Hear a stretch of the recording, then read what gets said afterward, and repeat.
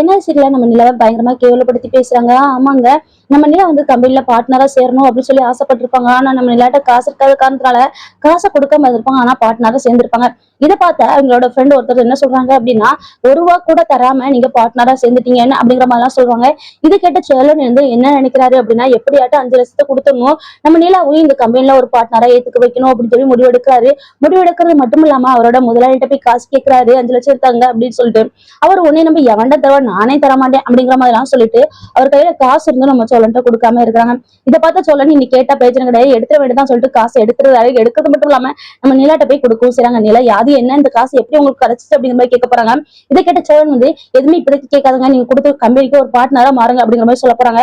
நம்ம நிலாவும் சந்தோஷமா காசை கொடுத்துறாங்க. கொடுக்கறது மட்டும் இல்லாம வீட்டுல வந்து எல்லாத்தையுமே சொல்றாங்க. இது கேட்ட சோழனோட அப்பா உன்னை நம்ம எவன்ட காசு தந்தா சொல்லு அப்படிங்கிற மாதிரி சொல்ல போறாங்க. அந்த சமயம் பார்த்து நம்ம சோழனோட முதலாளி வந்து நீ தான் வந்து காசு கேட்ட, காசு இல்ல நான் தர முடியாதுன்னு சொன்னேன், அதுக்கப்புறம் நான் டேபிள்ல வச்சு 5 லட்சத்தை காணும், நீ தான் எடுத்தல்ல அப்படின்னு சொல்லிட்டு பயங்கரமா சண்டை போட போறாங்க.